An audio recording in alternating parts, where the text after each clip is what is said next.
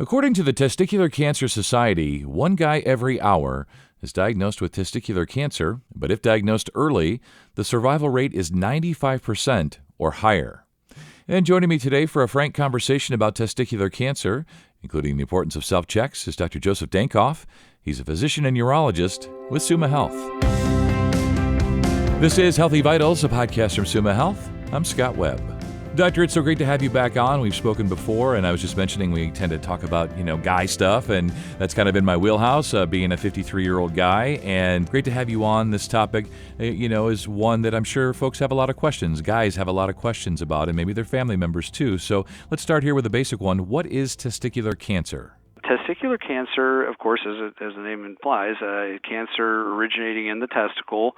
It is something that does tend to affect our younger men. So as opposed to the conversation we had previously where we were talking about things that can affect older men, we're talking about something that happens to younger men now. This is the most common cancer in men ages 20 to 40, and for men ages 15 to 19, it's only second to leukemia as the most common tumor in that age group. So we're talking about a much younger population. We're talking about the high school age, the college age young men that we really need to have checking themselves. Not that it can't happen to older men, but it's much more common in the younger men. Well, see, now this is why we have the experts on like yourself, because I didn't know that. I've never done a podcast on this, so I'm so glad to have you on. So let's dig into this just a little bit then. Do we know why it affects younger males more so than guys my age? Not really. We don't know that. We do know that one of the risk factors is if a young man is born with an undescended testicle, which can be something that young men can be born with, that the testicle doesn't make its way in the mother's womb the whole way down from the abdomen into the scrotum. That malpositioning of the testicle makes it at higher risk of forming a tumor. So one of the risk factors is if a man, when he was a baby or when he was a child, had an undescended testicle that's either never been brought into the scrotum or surgically been brought down into the scrotum, we need to keep an eye on that for the rest of the man's life. If there's a family history of testicular cancer, or if a man is having troubles fathering a child for unknown reasons, he and his spouse are trying to have a child, they just don't seem to be able to get a pregnancy going, that's something where in the back of our mind we have to be sure that we're not dealing with some type of a malignancy here. What are some of the other signs and symptoms of testicular cancer? Something that wasn't there a month ago. The women are taught very carefully from a very early age to check their breasts monthly to make certain that any new lumps get evaluated, and we are advocating that for our young men too, that they check themselves monthly. Anything that wasn't there a month ago needs to be evaluated. Many times it doesn't turn out to be anything serious, but it could be. And the problem with guys is that guys don't want to talk about that kind of stuff, and guys don't want to mention to their parents or to their significant other that there's something new there because you're supposed to be a guy and you're Superman, and that's a problem. Maybe this is obvious, but as you and I are sort of acknowledging here that guys don't always want to talk about things, and we're two guys and we're going to talk about this today. So is there a right and wrong way for a guy to check himself? A lot of times we recommend they do it in the shower when the water's nice and warm. The scrotum tends to relax a little bit. And, I think we're past the era where men feel awkward talking about this stuff. Interesting, when Tom Green from MTV caught testicular cancer in 2000, and he got on and told his story to the world, that was revolutionary in the conversation for testicular cancer because you're old enough to remember the movie Brian's Song. I am, yeah. Yeah, well, Brian Piccolo had testicular cancer in 1969, and then the movie was a made-for-TV movie in 1971, and they portrayed cancer treatment. Oh, well, you have the stiff upper lip, and it's and he toughed it out, and he had a full head of hair at the beginning of the movie and a full head of hair at the end of the movie. That's not reality. That's a very wrong way of portraying at least the cancer care at that time. So then you come along and Lance Armstrong is diagnosed in 1996 and Scott Hamilton in 1997. But when Tom Green went on MTV and told his story point blank and very vivid description. That was great because that was young men saw that and could relate to that, and the conversation could happen because people didn't feel weird talking about something like that. And that's really the important thing, is that guys, if they have a new lump in there, you don't got to be feeling weird about it. You got to go to a doctor and get it checked out. Right. Well, let's talk about that then. Here in 2022, it's weird to hear myself say that out loud, but 2022, right? Let's talk about from, Brian Song and Brian Piccolo in 1971. How far have we come? What are the treatment options? What's the prognosis, the outlook for patients? In 1971, in the era before the chemotherapy, that's a revolutionary chemotherapy that came around in the 1980s, if a man presents at that era with advanced testicular cancer, there's about a 5 or 10% chance of him surviving it.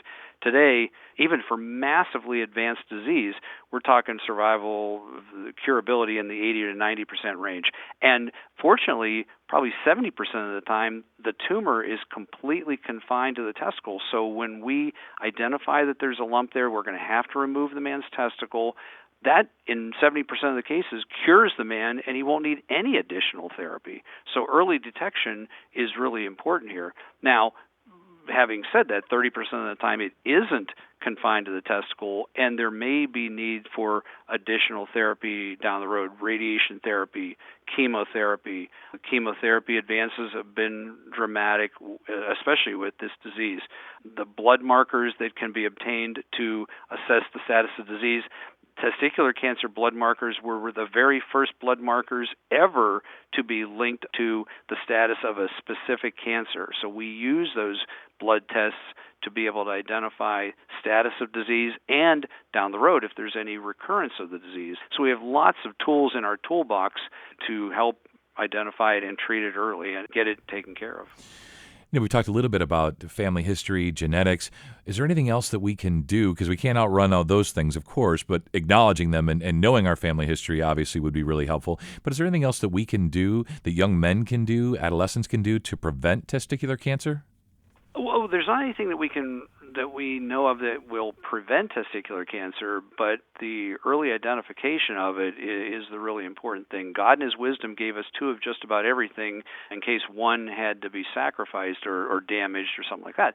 And testicles are in that category. So a young man, if he develops a tumor in a testicle and it has to be removed, has the other one on the other side, and there is plenty of male hormone manufactured by a single testicle. There's more than plenty of sperm manufactured from a single testicle to adequately maintain both of those functions, the hormonal and the fertility aspect. So men don't have to worry that by losing one that they throw in the towel completely. Not the case. And there are ways that if a man has to go through chemotherapy, we can do sperm banking, we can do hormone replacement therapy if necessary. So there's lots of other things that can be done to help as an adjuvant way if a man has to go through therapy and doesn't have sufficient hormone manufacturing from a single testicle. And Doctor, we're having this frank conversation today, and it's a good one. Kind of wondering if some guys opt for a testicular prosthetic or prostheses. Not sure how to say that, but are those a thing? And do some guys choose to go that route? They do exist, absolutely. And what is interesting is that if, say, a prepubertal child or even an adolescent has to have one placed because he wants to look the same as the other guys, and maybe may have a partner someday that he doesn't want to look lopsided for. And then as he gets older, the other one may grow. He can even have it replaced for a next larger size, so it matches the other one. And even to the discerning eye, they'll look the same. We've even had experienced healthcare providers that couldn't tell the difference between the one that was the fake one and the one that was the real one. So they're very realistic. They'll definitely make the man have the appearance that he has too. Whether it's confidence, self-esteem, just sort of the balance of things down there, I can kind of understand why somebody might want that. True. There are other men that, they're in a stable relationship. have told me, I just want to be alive. I just want to have the cancer behind me. I've been married for a few years. She doesn't care what I look like down there, and I don't care what I look like down there, and I'm perfectly fine only having one, and we're very supportive of that too. But you're right. I mean, everybody's different from those standpoints. Yeah, there's definitely no wrong way. It's whatever works for the patient, but good to know that there are options. Of course, we always like that as patients, and always educational and informative having you on, especially today. This has been really sort of eye-opening for me and really helpful. I'm sure it is for listeners as well. So as we wrap up here, what would be your final takeaways? I'm sure it's early diagnosis and things like that, but let's hear it from you, doctor. Yeah, I mean, 9,000 men are going to be diagnosed with testicular cancer in this country each year, and 400 of them might die of testicular cancer. So we want those numbers, especially the number that die of testicular cancer, we want that to decrease.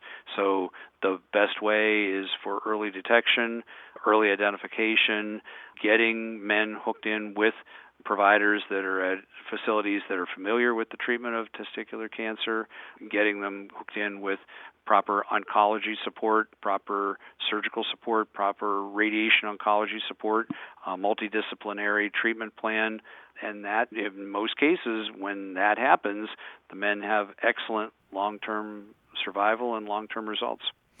That's great to hear, with colorectal cancer screening month here. We've been doing a bunch of those, and so many forms of cancer. People just don't have to die from them. People don't have to die from colorectal cancer, but you have to be screened. Men don't have to necessarily die, and most won't, from testicular cancer if they're diagnosed early and treated early. And this is very definitely a disease that the chemotherapy explosion in the 1980s and 1990s, this is one of the diseases that there's no question about that made a huge difference. The advent of life-saving chemotherapy regimens that are standard things now that were just coming into play when I was coming through my training in the 1980s. That was just being newly developed at that time, and now it's standard care 30 years later. Yeah, for sure. And I always get excited when I see your name on my schedule because I know you're going to have all the answers. I'm going to get a great education, and it hopefully will be a great conversation for the listeners. So, as always, thanks so much. You stay well. My pleasure. You take care. To schedule an appointment, call 330-374-1255 or visit sumahealth.org/urology for more information. And if you found this podcast to be helpful and informative, please share it on your social channels and be sure to check out the full podcast library for additional topics of interest. This is Healthy Vitals, a podcast from Suma Health. I'm Scott Webb. Stay well, and we'll talk again next time.